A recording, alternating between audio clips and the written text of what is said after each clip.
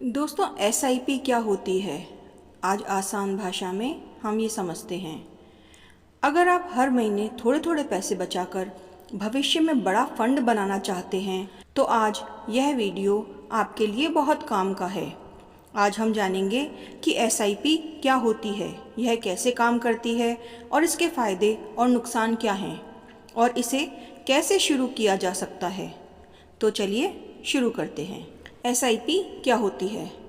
SIP का पूरा नाम है सिस्टमैटिक इन्वेस्टमेंट प्लान। आसान भाषा में समझें तो एसआईपी एक ऐसा तरीका है जिससे आप हर महीने या हर हफ्ते एक तय राशि किसी म्यूचुअल फंड में निवेश करते हैं। जैसे आप हर महीने 500, 1000, 2000 या 5000 निवेश कर सकते हैं।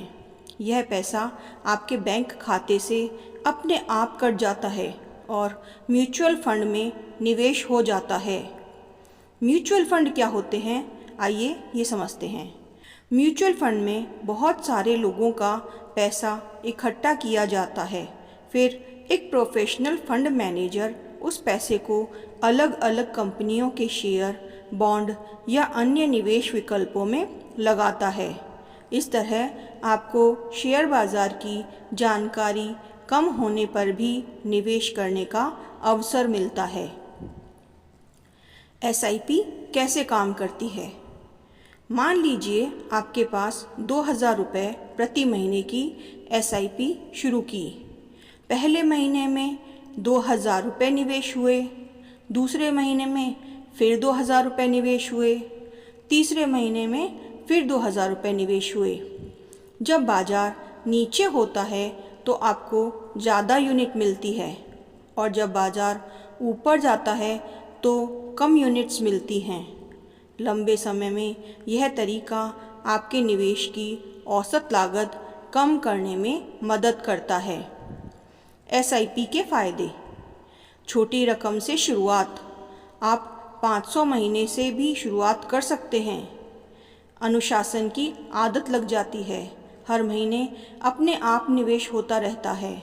हमें इसकी टेंशन नहीं है कि हमें पैसा जमा कराना है, क्योंकि वह अपने आप बैंक से कट जाता है। लंबी अवधि में संपत्ति बनाने का मौका: अगर आप 10, 15 या 20 साल तक नियमित निवेश करते हैं तो चक्रवृद्धि दर यानी कंपाउंडिंग का लाभ मिलता है। बाज़ार को समय देने की ज़रूरत नहीं पड़ती। हमें यह सोचने की ज़रूरत नहीं कि बाज़ार कब ऊपर जाएगा या कब नीचे आएगा, क्योंकि हमें एक फ़िक्स डेट पर वह पैसे जमा करवाने होते हैं। तो हमें कोई टेंशन की बात नहीं होती है कि हम कब उसको बाज़ार हमारा ऊपर है या नीचे। एसआईपी के कुछ नुकसान भी हैं। इसमें रिटर्न की कोई गारंटी नहीं होती।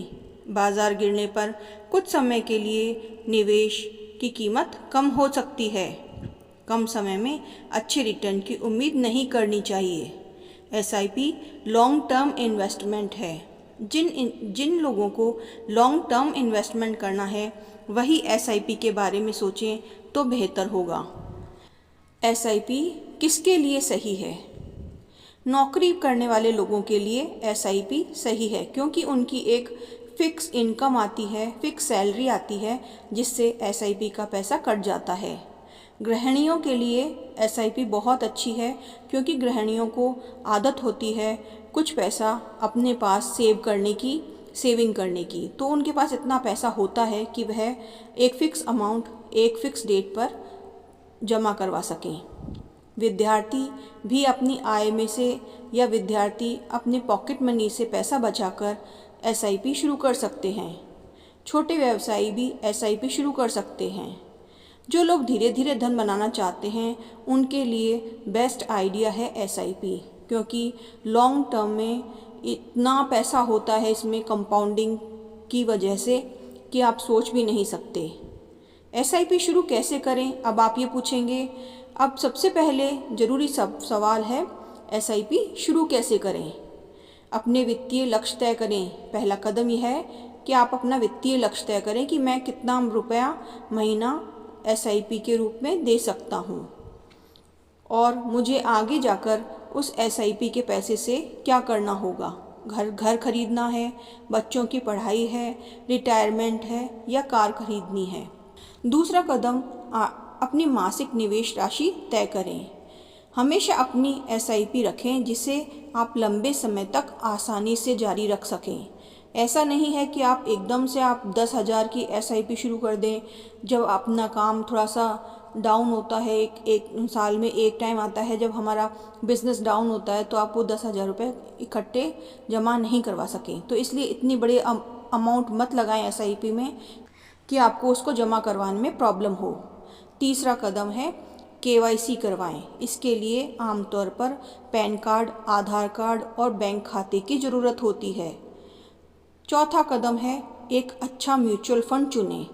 फंड चुनते समय अपनी श्रेणी, जोखिम, खर्च, एक्सपेंस रेशियो और लंबे समय का प्रदर्शन देखें। केवल पिछले रिटर्न देखकर निवेश का निर्णय ना लें। पांचवा कदम है बैंक खाता लिंक करें और ऑटो डेबिट की अनुमति दें ताकि वो पैसा अपने आप कट जाए। क्या एसआईपी बीच में बंद की जा सकती है? बहुत से लोग यह सोचते हैं कि एक बार एसआईपी शुरू करवा दी तो वह बीच में बंद नहीं हो सकती, लेकिन आप चाहो तो एसआईपी कभी भी रोक सकते हैं, राशि बढ़ा या घटा सकते हैं। हालांकि लंबे समय तक नियमित निवेश करना अक्सर बेहतर माना जाता है। एसआईपी के क्या नुकसान हैं? हाँ, एसआईपी के नुकसान हैं क्योंकि ये बाज़ार से जुड़ी होती है। यदि बाज़ार गिरता है तो कुछ समय के लिए नुकसान दिखाई दे सकता है, लेकिन इतिहास बताता है कि लंबे समय तक नियमित निवेश करने वाले निवेशकों को बाज़ार के उतार चढ़ाव का प्रभाव अक्सर कम महसूस होता है। फिर भी भविष्य की रिटर्न की कोई गारंटी नहीं होती है। निवेश शुरू करने से पहले ध्यान रखें, केवल अपनी क्षमता के अनुसार निवेश करें। आपातकालीन खर्च के लिए अलग बचत रखें।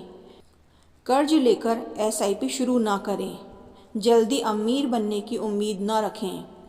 निवेश से पहले अपनी ज़रूरत और जोखिम उठाने की क्षमता को समझें। दोस्तों, इस पूरे वीडियो का एक निष्कर्ष यह है कि एसआईपी कोई जादू नहीं है, बल्कि नियमित और अनुशासित निवेश करने का एक तरीका है। यदि आप धैर्य से लंबे समय तक निवेश करते हैं तो यह भविष्य के वित्तीय लक्ष्यों को पूरा करने में मदद कर सकती है। अगर आपको यह जानकारी पसंद आई हो तो वीडियो को लाइक करें और अपने दोस्तों के साथ शेयर करें। ऐसे आसान भाषा में निवेश और वित्त से जुड़ी जानकारी मैं आपके लिए लाती रहूँगी। और मेरा चैनल सब्सक्राइब करें। Thank you for watching.